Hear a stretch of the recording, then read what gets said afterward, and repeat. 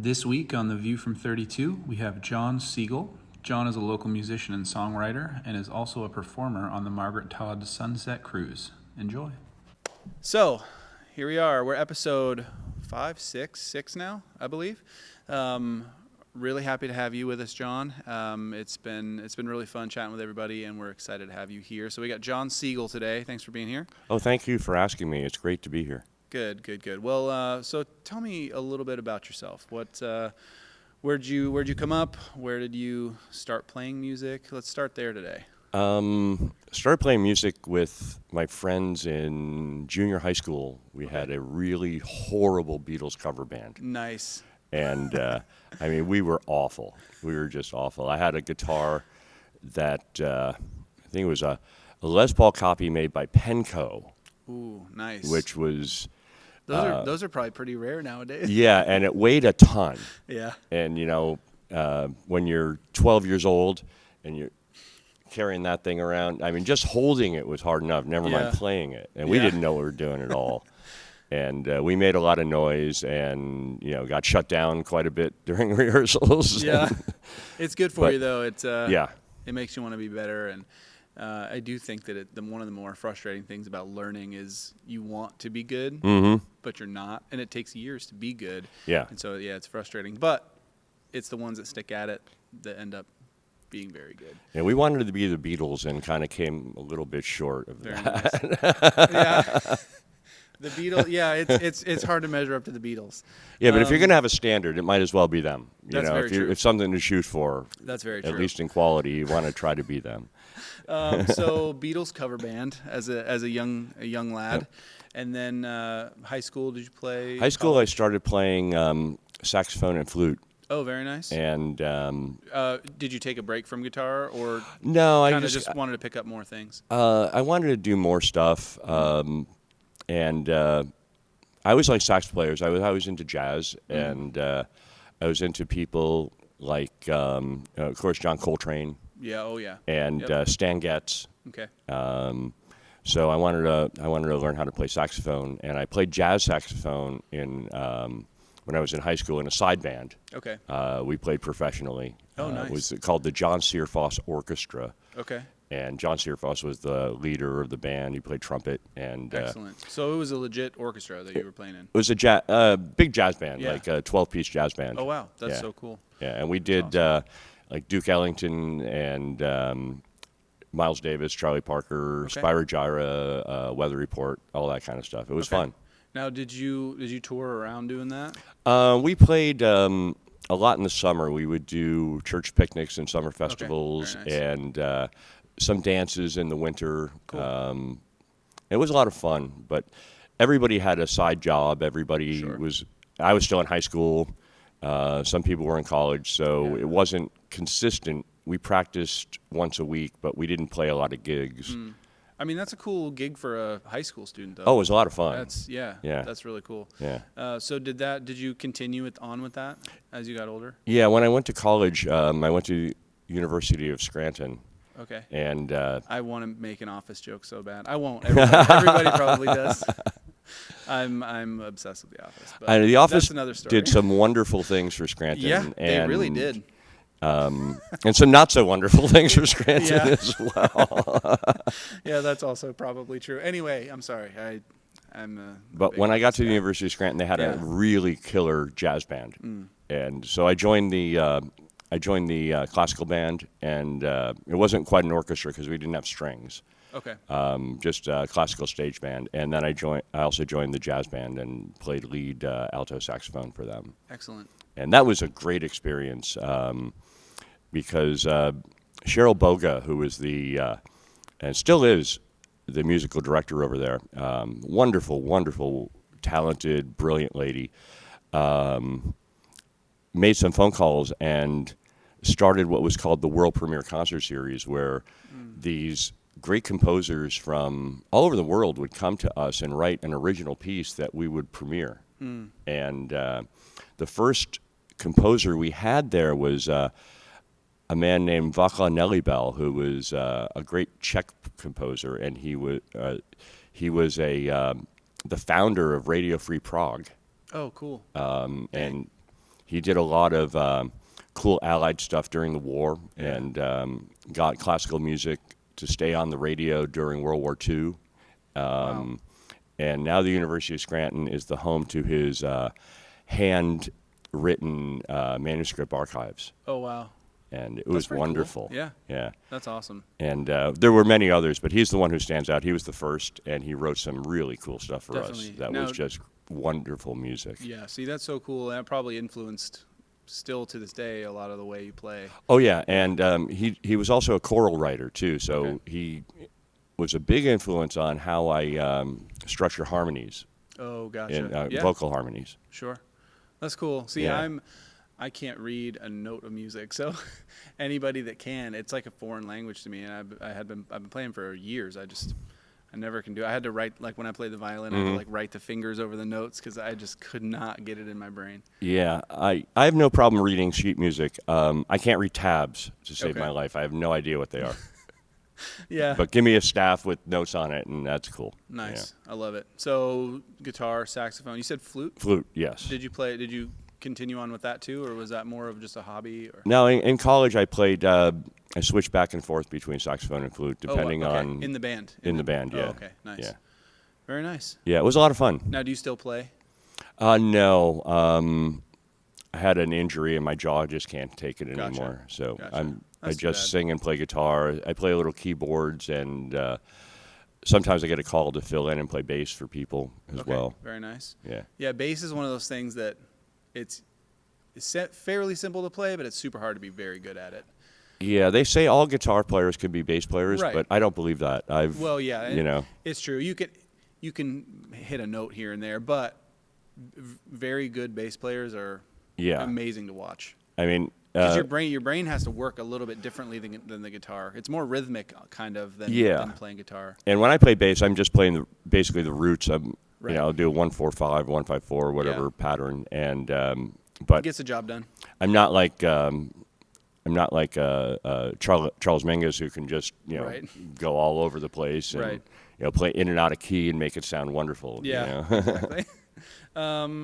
Cool. So your main thing's guitar now. Are you playing around town? Well, I mean, probably not as much right now, but were you playing around town, guitar, singing? Yeah. I basically have a gig 2 nights a week now. I play the Sunset Cruise on the Margaret Todd, the Excellent. 4-masted schooner that out in front of the Bar Harbor Inn. Yeah. And this is my 9th year doing that. You could have a worse place to play, I guess. Yeah, and it's wonderful because they can't leave. We're out in Frenchman's Bay, Yeah. and they're stuck there, so Yep. they have to. They either whether they like it or not, they can't walk out. It's like when I was playing in bands in high school and college. We used to like to play dance marathons because if you left, you were out. Oh yeah. So we try to. That's what was one way to keep the people from Yeah. leaving. Dance marathons on a boat. Yeah. Why not? We could have a dance marathon on a boat. And If you lose, you get tossed overboard. That would be a wonderful idea, I think. It would also be an incentive to not stop dancing. Right, yes. Yeah, that would be good. All right. So now I know with some of the other people we've been talking with during this whole COVID thing, it's been hard for people to play because you can't really. There's not anywhere open to play as much. Yeah. There's some outdoor stuff going on, but have you been up to anything, writing or playing anywhere during all this? I'm always writing, and I'm not sure, what it turns into. Right. It's but- good for your brain though to kind of keep everything focused. Yeah, if I don't write it down immediately, I won't remember it the next day. It's just Yeah. not possible. Right. No, totally. That's so true. But and I practice quite a bit because I never like to play the same set twice. Mm-hmm. I haven't written a set list in 30 years. Okay, so you So- just kind of go for it. Whatever comes into my head next, I'll play. Or Do you ever have moments where you like freeze and you can't think of anything, or because I've done that a couple of times, and I'm not as good at that. It's amazing. To I me that you used to have moments like that. can. Okay, you've been doing it for a bit now, especially on the Margaret Todd. Right. Yeah. I used sometimes I have trouble figuring out how to end a song. Gotcha. So I don't. I just take it and make it into the next song. Yeah. You know, do a nice segue Totally. into the next song. But there have been times where I've stood there going, oh my God, I can't remember a single lyric or a single chord. What am I going to do next? And then somebody on the boat says, hey, do you know a song by John Denver? Yes, I'll do that one. Thank you. Thank you very much. So is it mostly, do you play your own stuff or is it a lot of covers, a little bit of your own I stuff? do a lot of cover tunes. Sure. I do a lot of Beatles songs and Bob Dylan songs, Okay. a lot of Grateful Dead songs, Okay. a couple Beach Boys, Nice. you know, the And it's a lot John of stuff Prine, that pretty stuff much like that. everyone's going to know, and they're like, oh, I love this song. Some you stuff know? people know, some stuff that I wouldn't think people know, but they do. You know, I do some old obscure Pink Floyd and Okay.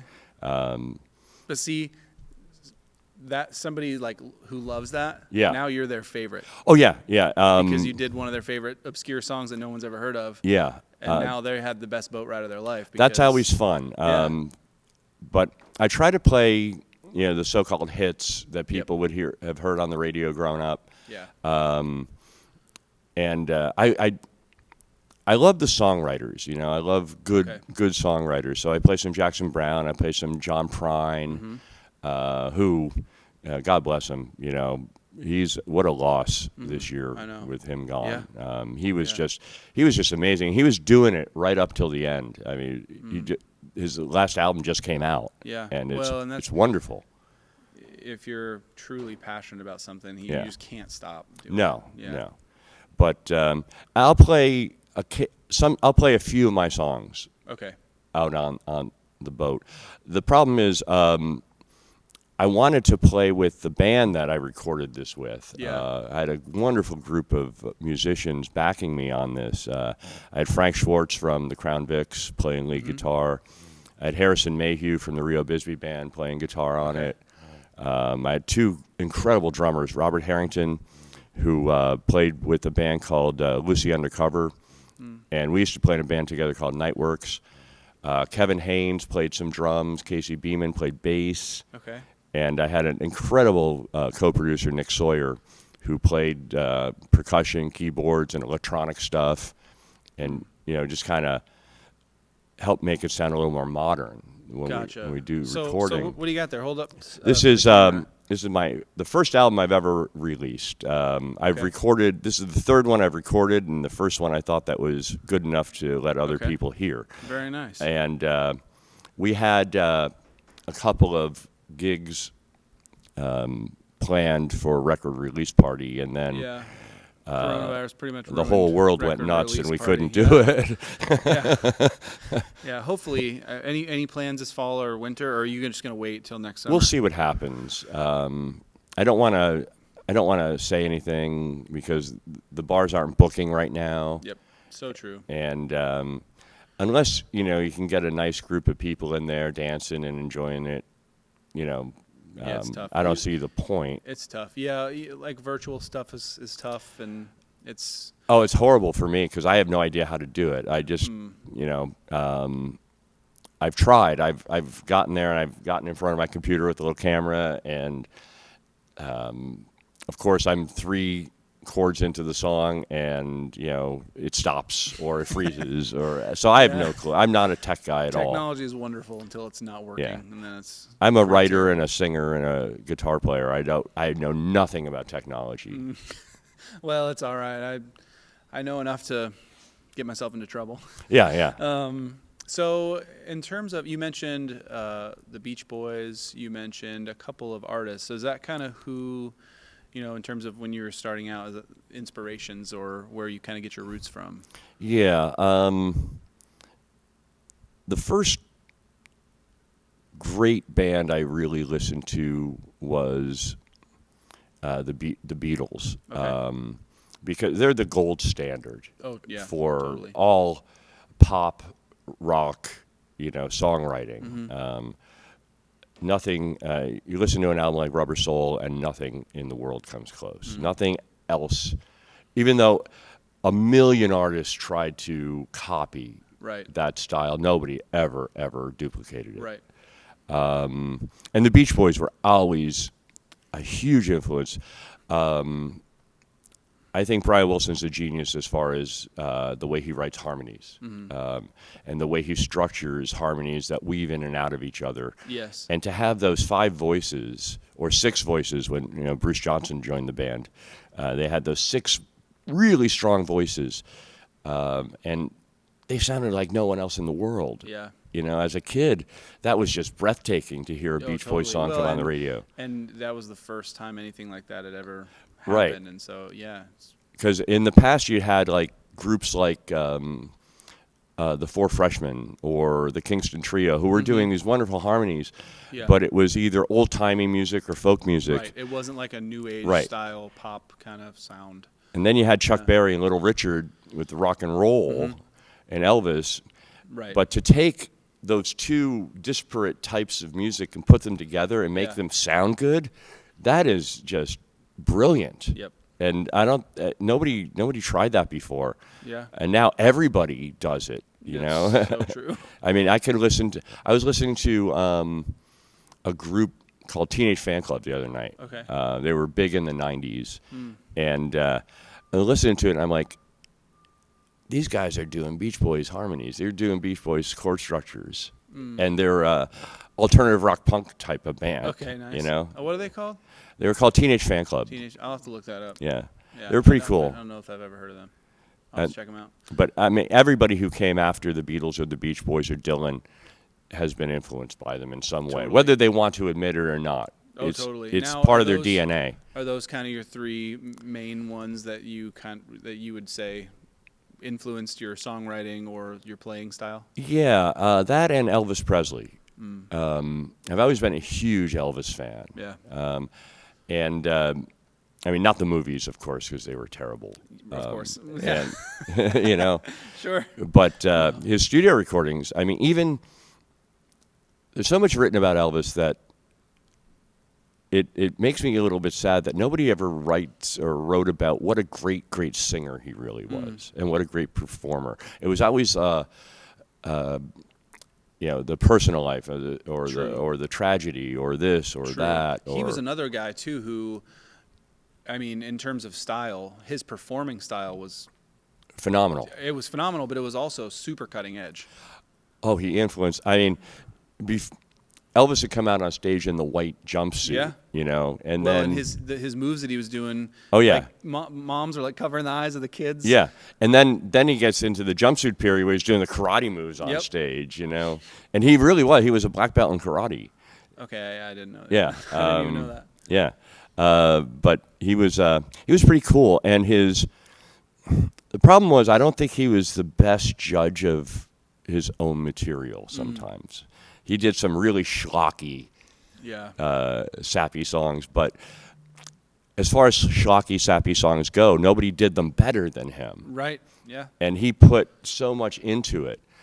Even in some of his records in the mid-'60s where it wasn't that great, there was always this little nugget you'd find on an album that just blew you away, and the rest of the album was horrible. It's true. Well, he was a kind of guy who, people adored him so much that he could pretty much put out anything and people would like it because and he did. Yeah, well, totally. And there are a handful of artists today that are like that where anything they put out, people just automatically like it because it's this artist. And it was like when the Beatles broke up and John and Yoko were putting these albums out and people were buying them and old ladies were grabbing for the smelling salts because the two were naked on the cover or something, And, of course it sold. And it was, I mean, I hate to, talk badly about one of the Beatles, but it was terrible. Yeah, it wasn't like what got them to where they were. No, and it was more musique concrète or Stockhausen type of noise music, but it wasn't done with the classical training and background like John Cage or Stockhausen or people like that were using. Yeah. So it was done from more of a, I think, desire to provoke than to entertain. Yeah, and that's probably true. It's funny how music goes through stages, even with artists. If you listen to their first album and their last album, it's, and sometimes it is the same, and sometimes it doesn't change. But a lot of times, it's just crazy how different it goes. Oh yeah, I mean, you listen to "Please Please Me," which is basically them doing their live show in the studio. Right. Half cover tunes, half live, half originals. And then you listen to Abbey Road, which is the last album they released, and it's almost like you're listening to two different bands. Totally. And equally good, Right. It's just equally good. The evolution of the music is, it's because you start a certain way, and you're like, oh, maybe I wish I would have done this. Yeah. And then you try it on the next album, and you're like, oh, I wish I would have done this. And then you try it on the next album, and it just evolves to this completely new style. Oh, almost. yeah. And I totally get that. It's really cool. So, tell me about. You were a professor, correct? Yeah, I taught at the University of Scranton for quite a while. So tell me about that. What did you teach? I taught writing, and I was part of what was called the Special Jesuit Liberal Arts Program. Okay. So I gave oral exams in a Socratic seminar type of setting for James Joyce. Okay.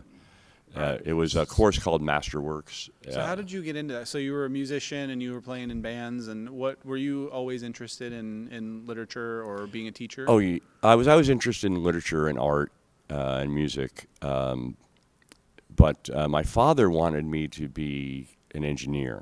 Okay. So I started life as a physics major, electronics engineering major. Okay. And I was horrible at it. I didn't like it. I didn't go to class. I didn't study. I hated it. Well, it's kind of an opposite side of the brain, really. Yeah. Than literature. But in high school, I was all of those things. I was great at math. I was great at. It's just that I didn't want to do it. It wasn't who I was. Right. And I used to joke that I went down in the catalog. All right, after English, that's next alphabetically. Let's try. No. Literally anything else. Yeah. That's awesome. So did you go in college? Were you were a physics major in college? I started out then as you a physics major, switched and after my first semester, I switched to being an English so major. pretty much right off the bat. Right off the bat, Okay. yeah. Cool. Because my father got really angry because I had gotten really horrible grades in my science and math classes in first semester, but I aced the theology, philosophy, and English courses. Okay. So, I mean, I'm sure once you kind of told him, like, this is just what I want to do. Yeah, and he said, "What are you going to do with something like that?" And I said, "I don't know. We'll find out." Yeah.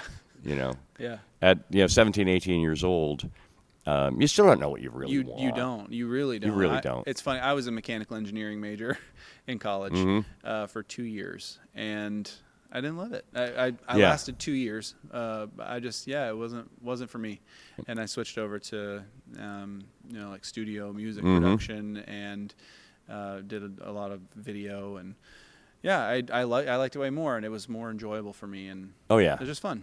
Yeah, and I liked it too. I always read like crazy.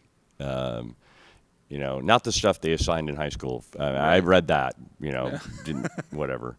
But I was always reading something else. Okay. As well. So you were an avid reader out of the classroom as well. Constantly, yeah, constantly. Everything, from ancient Greek poetry to the new issue of Cream magazine or Rolling Stone. Okay. Everything. So literally everything you get your hands on. Yeah, yeah. Everything that interested me. I was always interested in the development of an art form, like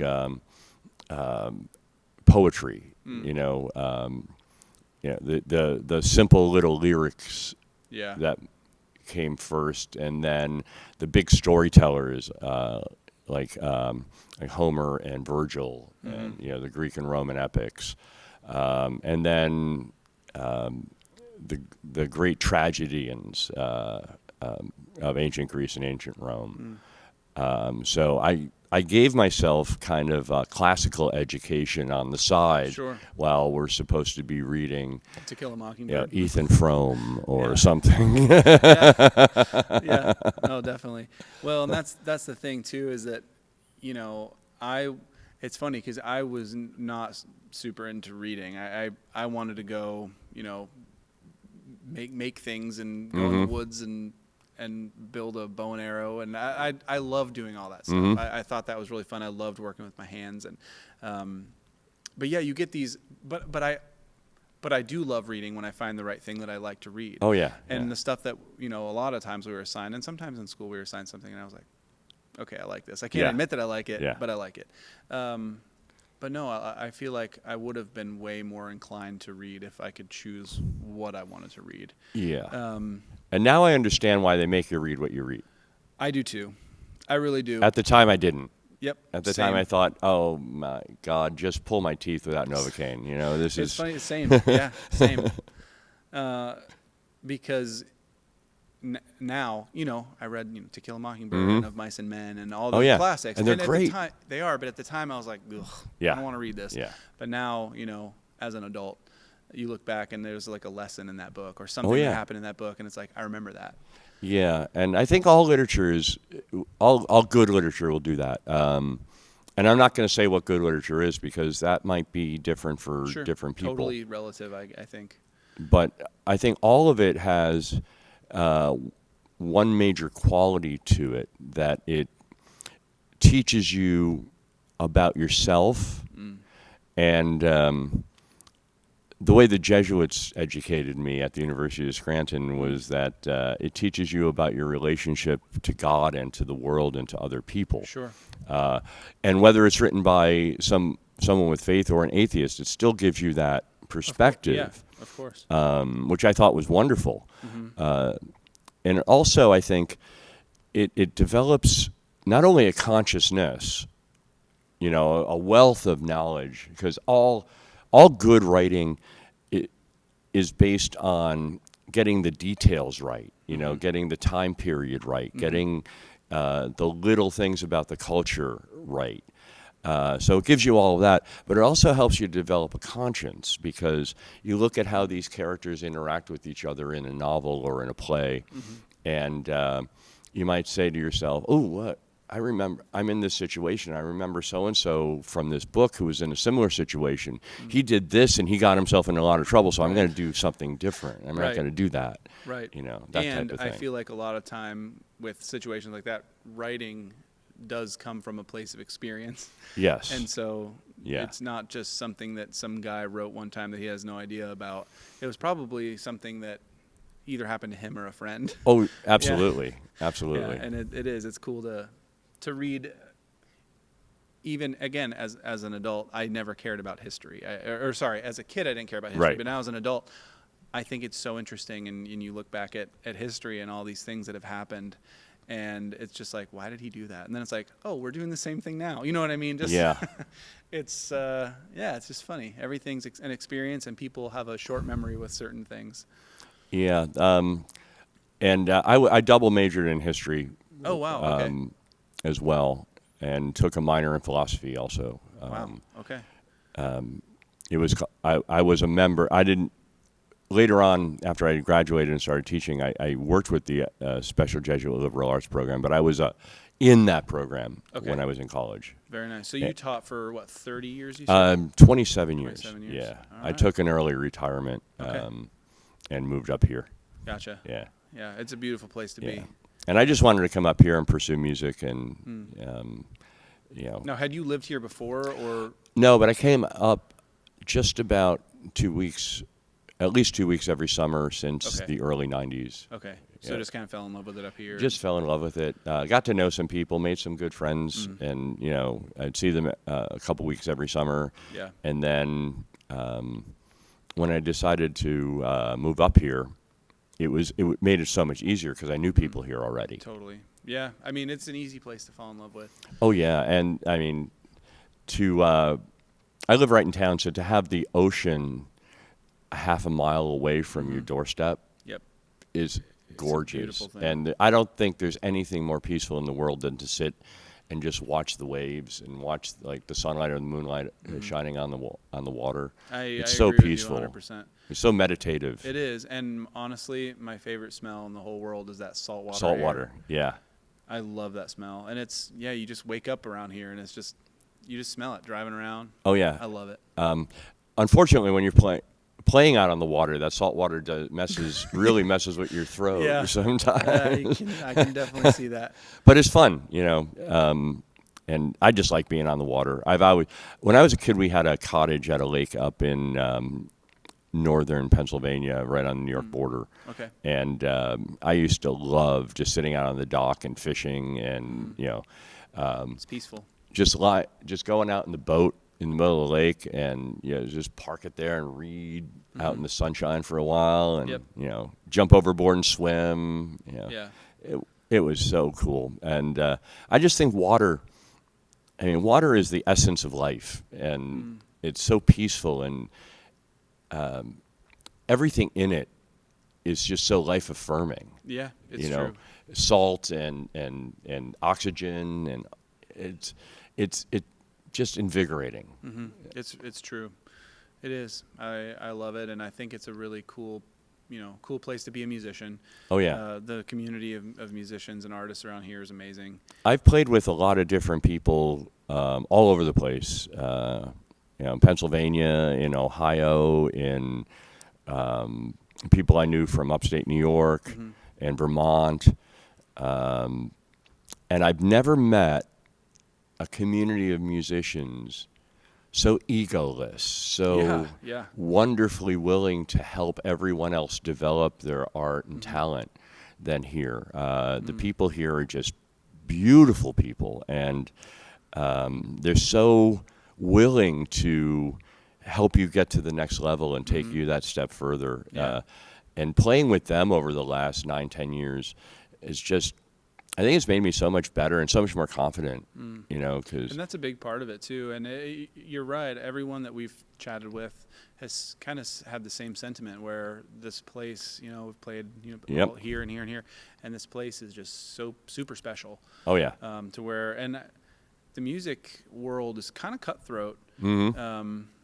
And to have the exact opposite of an experience here is just really cool. And it's telling of how amazing the people are here. And I mean, two of the people who have really, really helped me start to come into my own as a performer, one was just on your show a couple weeks ago, Jim Kaufman. Yeah. He is so nice, and he is so helpful. And incredible guy. There have been times I've called him and, hey, Jim, I'm playing this gig, and I don't know if I can sing the whole night. My voice is a little scratchy. Could you come by and bring your violin? Yeah. And we'll do some long solos and stuff. He'd show up, he'd be right there. No problem, I love it. And Russell Snyder, who also is in Band from Eden with Jim. Oh, great, yeah. He plays drums and he plays bass. He hosts an open mic, or he did host an open mic at what was Little A's, is now the Tailgate. Yeah. And he'd have a slew of people there every Tuesday night, and I come by and get to jam with everybody around. All the big names up here. You know. And it was so much fun, and to play with different people every week and still have that great groove and that positive vibe. And to not feel like you're trying to compete with anyone. No, there was no competition. Everybody was there trying to make you sound better, or you're there trying to help them sound better. And, nobody overplayed. Nobody stepped on anybody's toes or anybody's lines. It was just, I've never seen a music scene like that before. Yeah, it's true.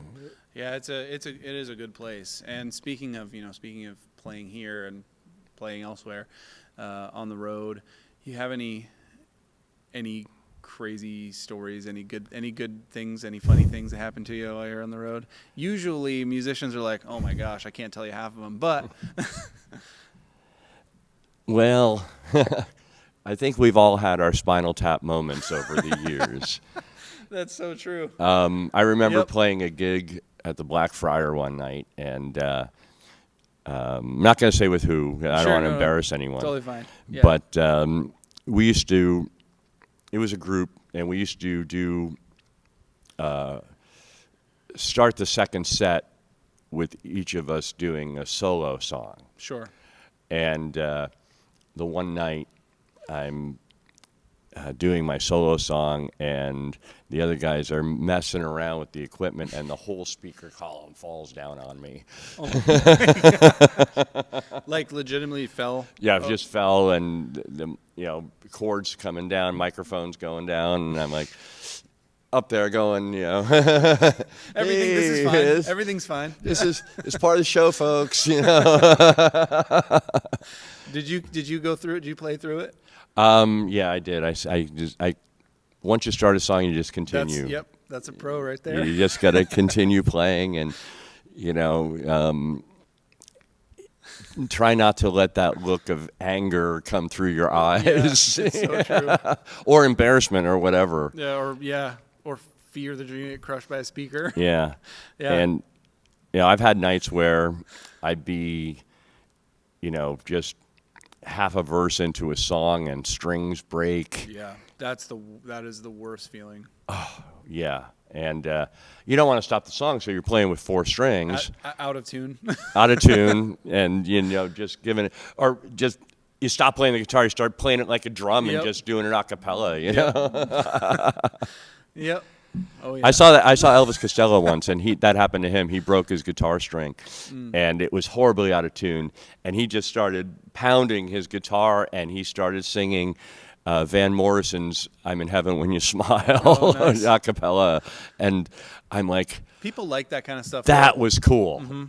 He could have freaked out. He could have skitzed and ran, but he just ran with it and turned it into something really cool. Yeah, and that's the kind of stuff you can't really teach someone how to do. It's an experience thing that comes with years of playing. Yeah. I love it. So what's next for you on the horizon for music? You working on? I know you just came out with your album. Yeah. And your launch party got. Yeah, I did want to mention something though about the album. Yeah, absolutely. The co-producer was Nick Sawyer. Okay. Who is a COA graduate. Okay. He's a young kid in his 20s, and he's got such a great ear. I think he's going to be big someday. He mixed it and mastered it himself. Okay. And I think the sound quality on it is wonderful, and it's all because of him. He did magic. And there's a wonderful woman named Kelly Mitchell who did who did all 5 photographs. Yeah, hold it up nice and high. Actually, and I can put a picture in there too. Yeah, it looks great. And she did the all 5 photographs. There's one on each flap, and then there's one on the disc itself. Nice. And she has got a shop in town called Inspirations of Eden, where she sells my disc as well as her photographs and her own homemade artwork. And she features art from artists and artisans who live on the island and or Sounds close like to it. She'd be a cool guest for the podcast. Oh yeah, she'd be great, I think. Awesome. Well, we'll link where you can buy it in the description. Cool. And put her store in there so that people can check her out too. But she likes to show off stuff from and highlight stuff from local artists. Cool. She wants to promote the local art and artisan scene, and the stuff she has is just wonderful. It's just awesome. And just brilliant work by local people who are really, really very talented, including herself, who she's probably one of the best photographers I've ever met. There are a lot of really talented people around here. It's a great place. And as for what's next, I have no idea.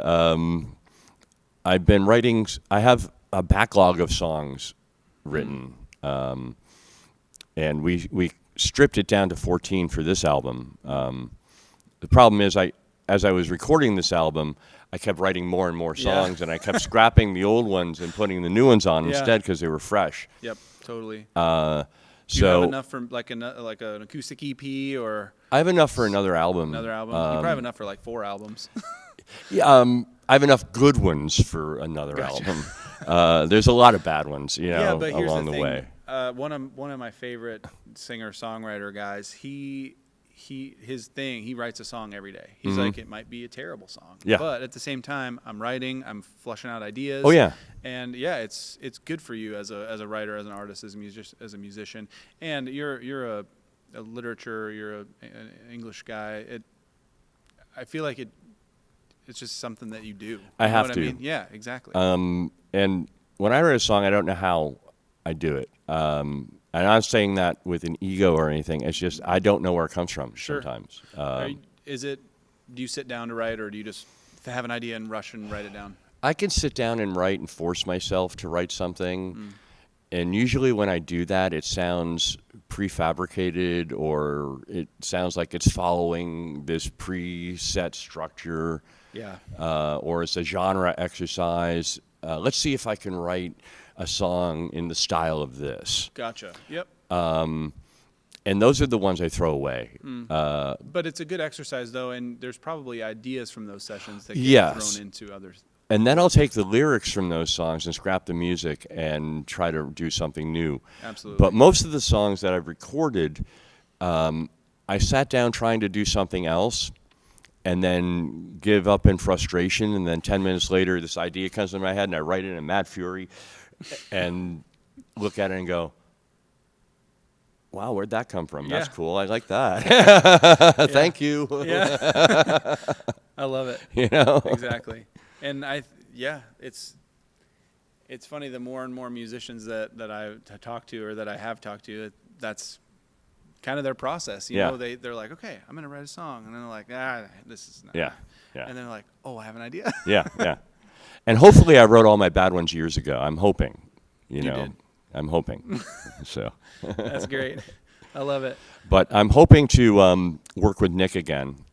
Yeah, on a new project, because he's just a great producer. Now, is he a local producer as well? Yeah, he grew up here, and he went to the College of the Atlantic, and he knows all this digital stuff. Sure. You know, when I started recording years ago, it was this gigantic, 16-track board with sliders, and reel-to-reel tape, which, for my money, has the best sound quality in the world. Does. There are still bands that track to like 2-inch tape and then dump it into Pro Tools just because it does sound amazing.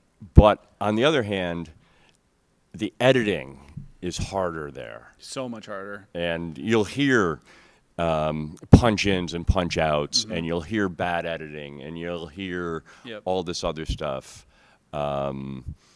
If you put your headphones on, you can really hear it. Yeah, that's true. It kind of distracts from it.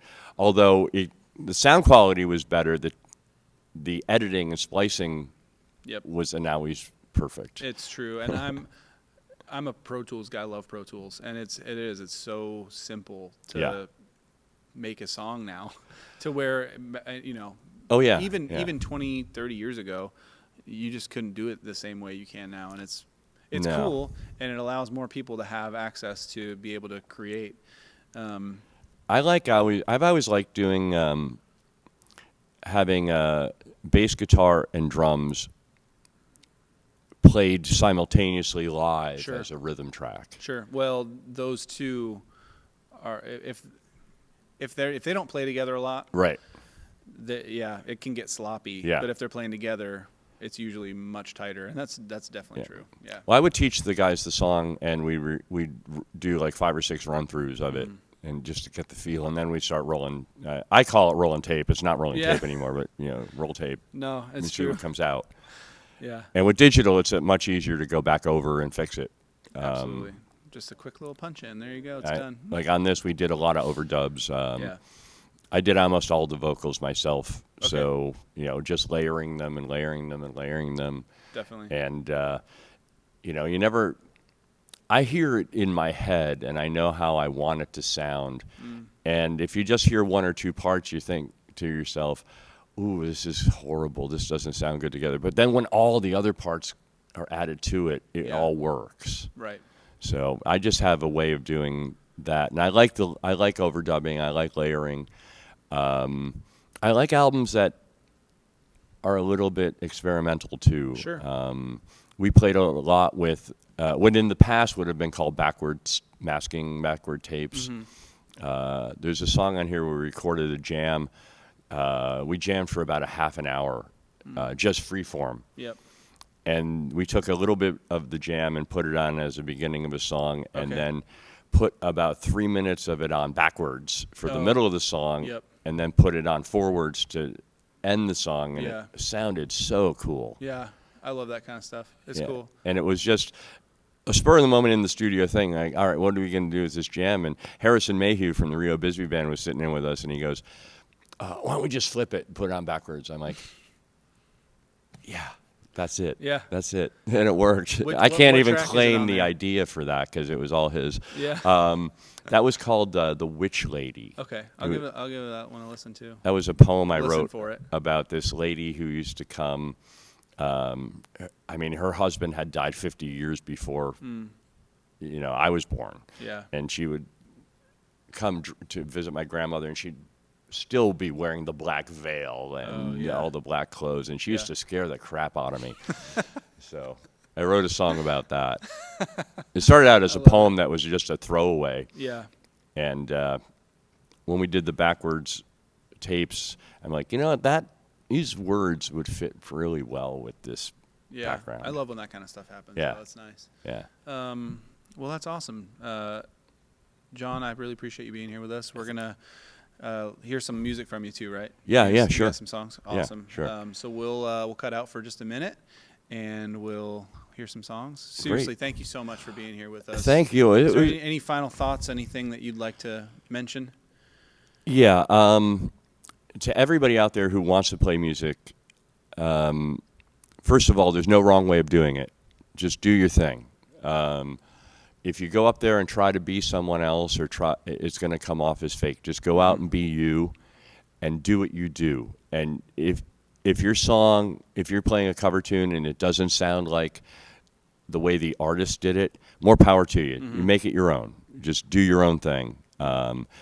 Never give up. Get out there. Play before an audience because that's the only way you're going to constantly get better. And if you're playing around town, I'll probably come see you because I love seeing live music. I love seeing new people out there, playing. And never give up. And this thing is going to pass, and we're going to get the scene back. And we're going to have people dancing in crowded rooms with full bands playing with the amps up to 11. So I can't wait for that. I can't either, but it's going to be good. That's my final thought, and I'm hoping that happens. Me too. John, thanks for that. And thanks for having me. It's been an honor to be here. Absolutely. We've been having a lot of fun with this, and we're looking forward to chatting with more people and growing this and progressing it. We just, it's still fairly new, and so it's been really fun, and we just are really grateful that you were able to take some time with us. Yeah, and thank you for having me. It's been a great experience being here today. Good. I'm glad.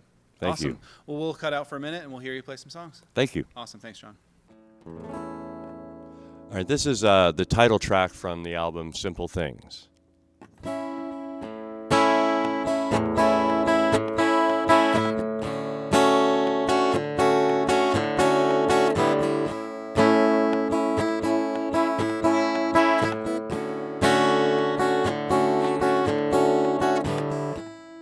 Bring me smiles,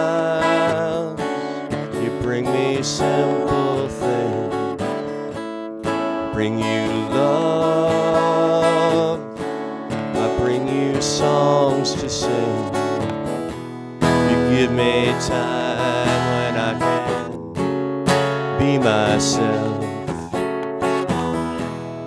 bring you rhymes from an old and dusty shelf.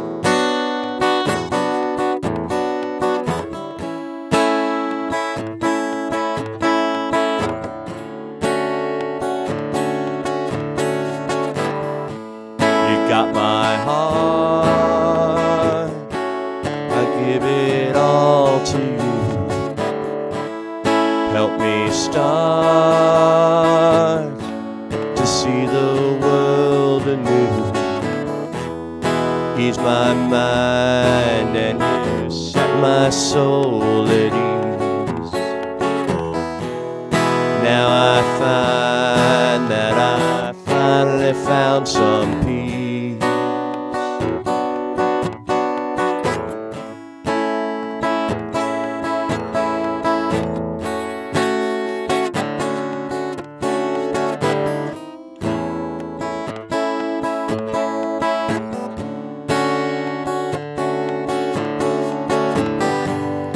Never thought that I could ever find so pure after all this time. Wanna wrap my arms around you, that today I found you. All that I can offer you is time.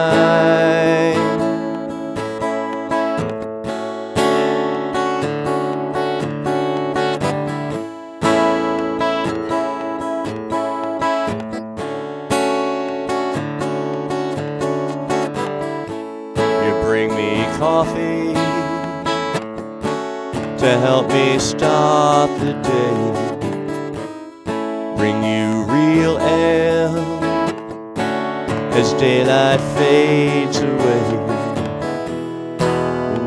My world gets in the way. Help me cope with the pressures of the day.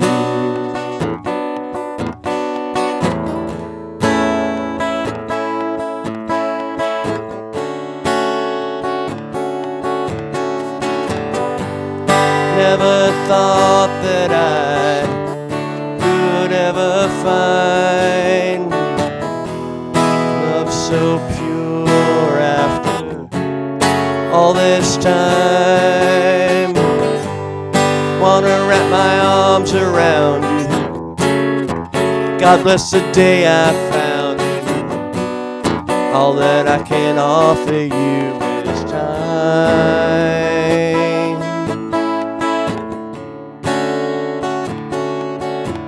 Just time.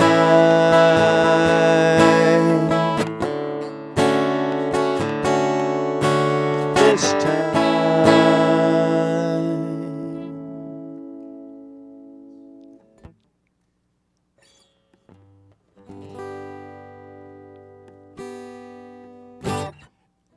Yeah, I usually do that with the band, but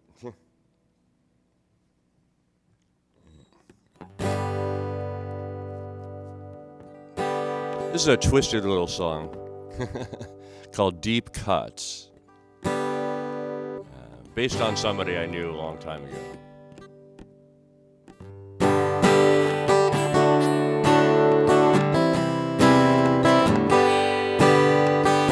She sits alone in her room, drops a needle and grabs a blade, cranks the volume and pulls the shade, draws blood as the music fades, until the next B-side drops, plays along to the groove, as the 45 spins along, screams the choruses to each song, and you know that it won't be long till her tears begin to drop. She's got tiny scars on her wrists, deep cuts on her stereo, buried in the middle of side 2 on her all-time favorite rock and roll records of her youth.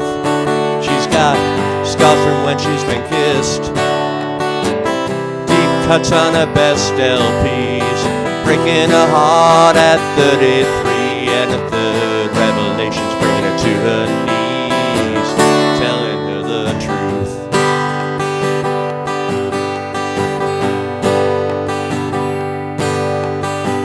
Sits alone in the gloom as the singer tells of his pain, anticipating the next refrain. He's cut closer to the vein, and her handkerchief won't stop. They say she hasn't a clue, but she knows every song by heart, and can sing almost all the parts. Just can't wait till the music starts and the needle finally drops. She's got tiny scars on her wrists, deep cuts on her stereo, buried in the middle of side 2 on her all-time favorite rock and roll records of her youth. She's got scars from when she's been kissed, deep cuts on her best LPs, breaking her heart at 33, and the third revelation's bringing her to her knees.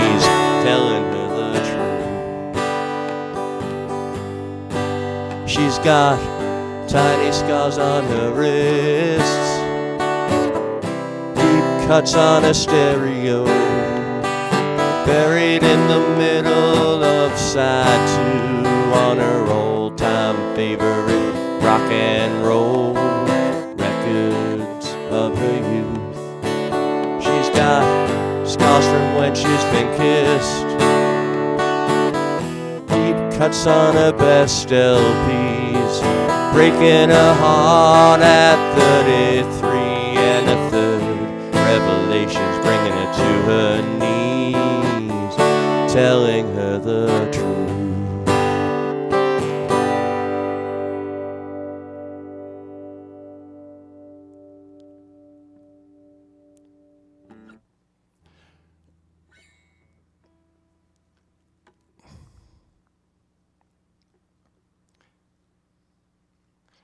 Years ago in the 60s and 70s, late 60s into, I think, around 1971 or 72, there was a show on television I used to run home from grade school to catch. It was on every day at 3:30. It was a soap opera called Dark Shadows. And this is a song kind of inspired by that television show. And by the way, Widow's Hill is actually Cadillac Mountain, if you paid attention to the show back then.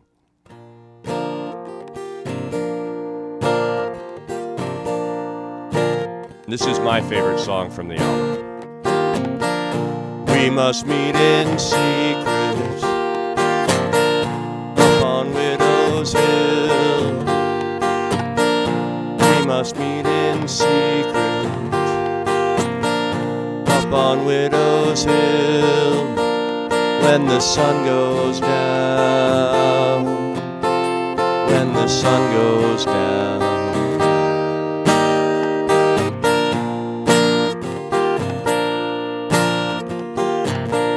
I will call out to you,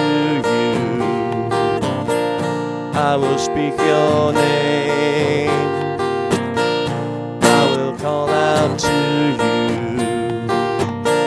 I will speak your name when the sun goes down, when the sun goes down.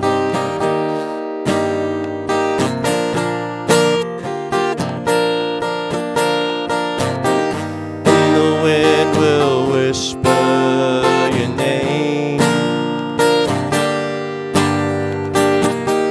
and the moon will shine down on the rocks along the shore.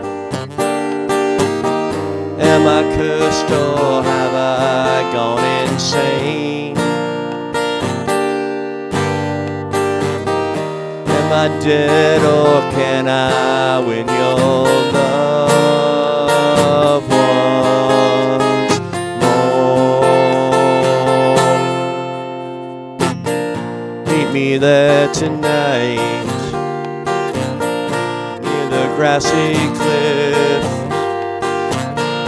Meet me there tonight near the grassy cliff when the sun goes down, when the sun goes down.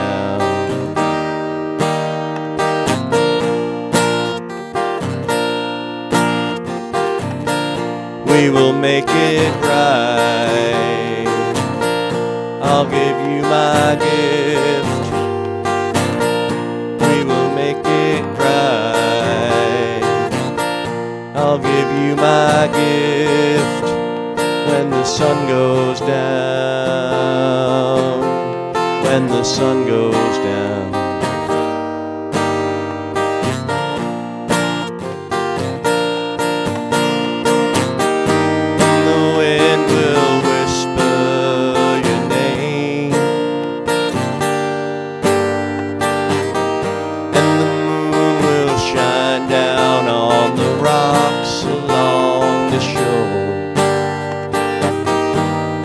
Cursed or have I gone insane? Am I dead or can I win your love once more. Don't be scared, my love, up on Widow's Hill. Don't be scared, my love, up on Widow's Hill. When the sun goes down, when the sun goes down.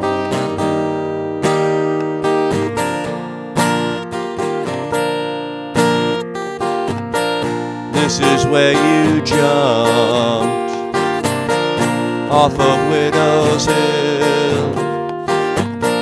This is where you jumped off of Widow's Hill. When the sun went down, when the sun went down.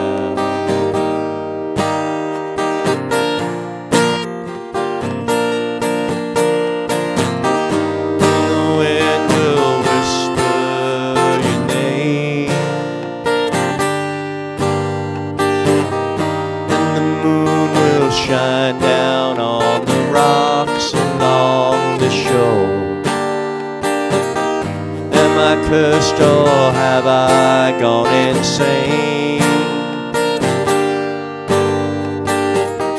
Am I dead or can I win your love once more? We must meet in secret up on Widow's Hill. Meet in secret up on Widow's Hill. When the sun goes down, when the sun goes down.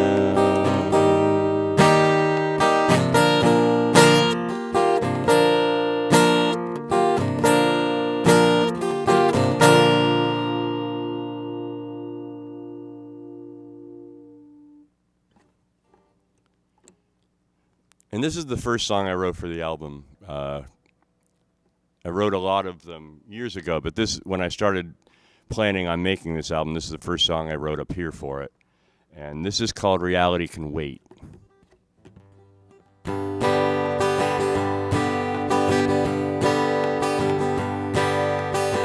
I know you wanna hide in Neverland and try, shut the world outside, never feel the pain. Know you wanna fly with Peter in the night, set the world to rights, never age a day. Second star to the right, straight on till morning. Urge into the night, embrace the dawning. No regrets allowed, they'll just pull you down. Reality can wait until tomorrow.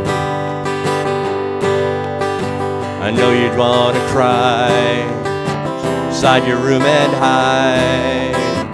Never come outside, never see the day. Know that you have seen too much reality, turn to fantasy, never feel the pain. Second star to the right, straight on till morning. Merge into the night, embrace the dawning. No regrets allowed, they'll just pull you down.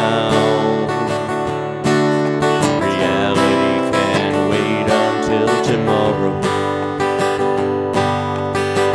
Know you wanna hide, Neverland and try to shut the world outside, never age a day. Know that you have seen too much reality, run to fantasy, never fail again. second star to the right, straight on till morning. Merge into the night, embrace the dawning. No regrets allowed, they'll just pull you down. Reality can wait until tomorrow. Reality can wait until tomorrow. Reality can wait until tomorrow.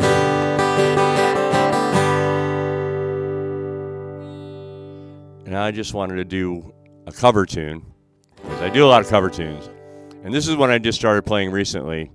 It's by Bob Dylan. It's called Just Like Tom Thumb's Blues.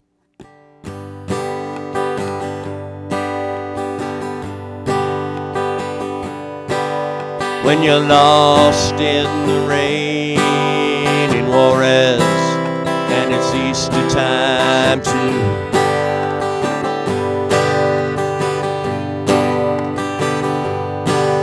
And gravity fails, negativity won't pull you through.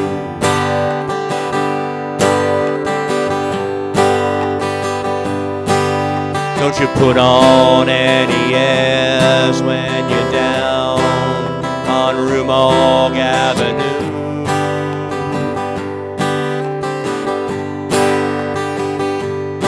They got some hungry women there, gonna make a meal out of you.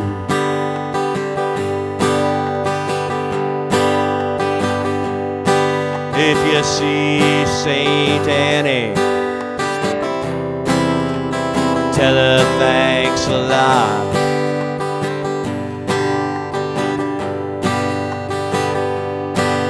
My brain is all twisted, my fingers are tied in a knot.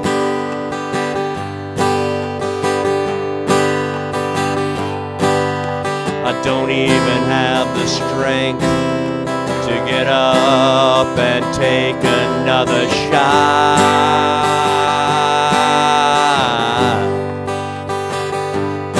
And my best friend, my doctor, he won't tell me what it is that I got.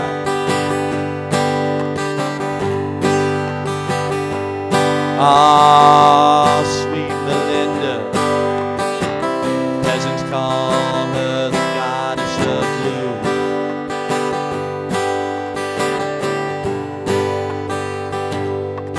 Speaks good English, invites you to her room.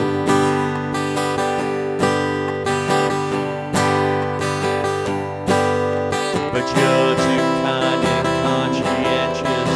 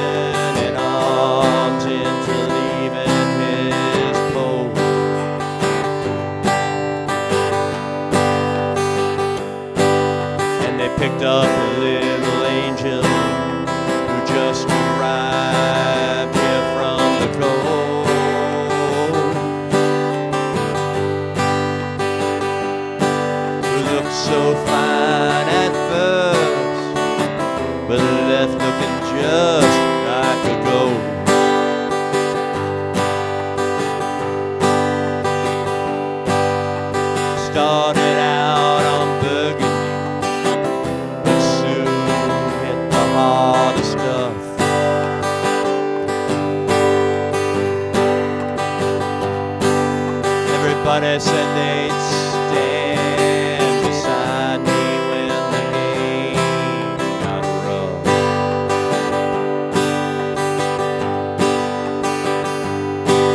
But the joke was on me.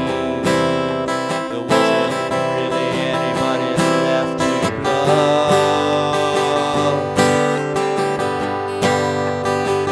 I'm going back to New York City.